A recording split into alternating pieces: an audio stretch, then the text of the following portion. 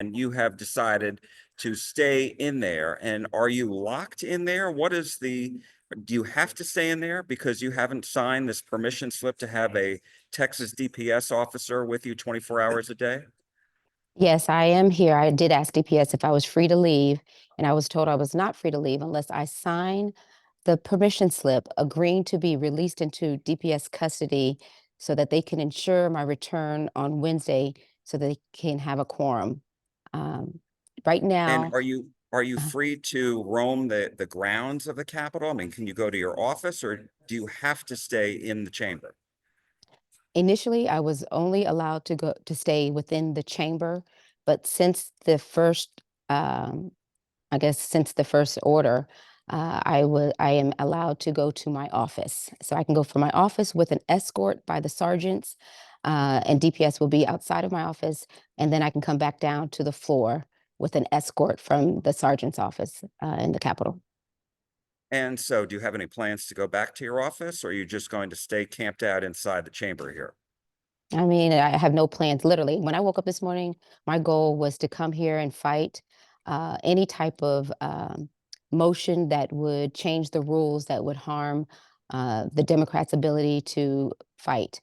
That was my goal. I know when we got here, the speaker continued the call, saying that no member could leave, but unless they signed the permission slip allowing agreeing to go into DPS custody. So I refused. I feel like this is another exercise of authority and power um, over people of color, over people who resist. The maps are no different. It's a way.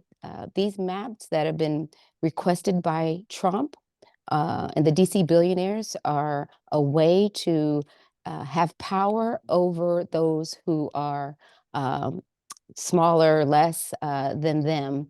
And this exercise, this requirement that we be trailed by DPS officers who could be out there fighting crime is not only a waste of taxpayer dollars, but it is also offensive to the dignity of each one of us who have been elected by our constituents to come here and fight.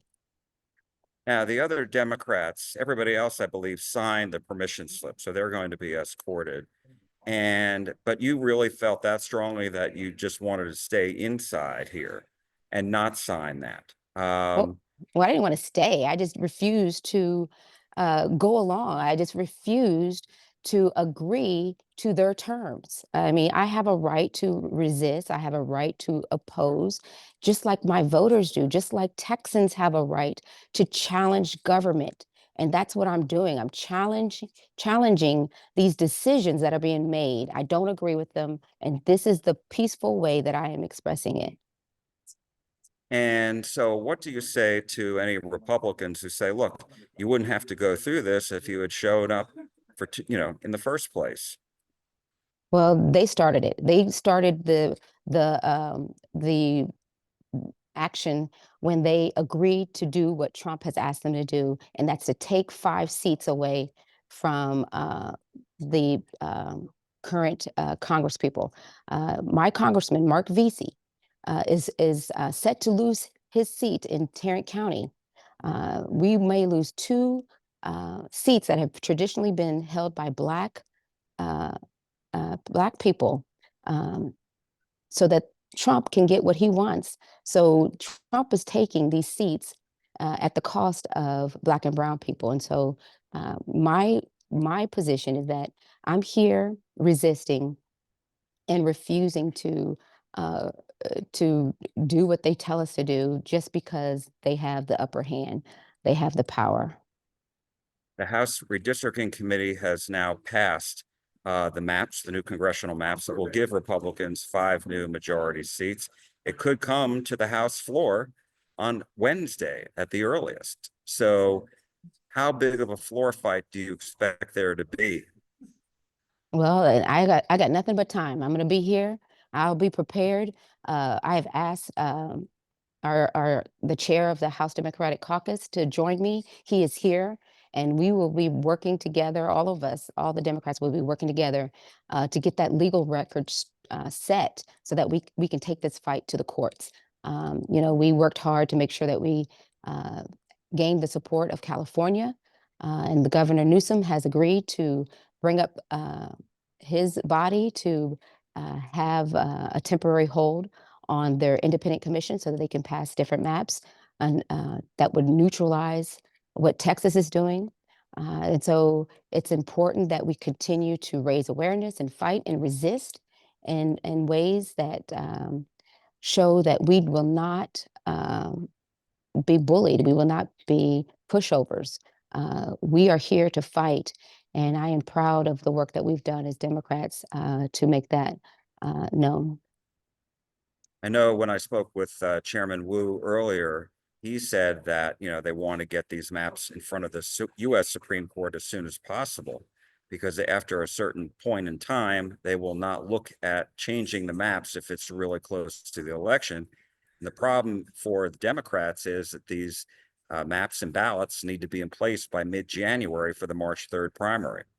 So talk to me a little bit about how concerned you are about the timing. Well, I wasn't. My understanding is that they need the maps. Well, the legal battle starts right away. The concern is that the court won't take them up once the process for filing starts. So, you can file to be on the ballot in November. So we want to make sure that we challenge them before November of this year. We're not looking to wait till January. We're not risking that. We want to continue the fight immediately, and this is the way that we do it. Um, and of course, they have shown us what their priority is. It's not the people of Texas, because if it was, we would be taking up flood relief and protection for the campers and for those who have suffered such tragic losses.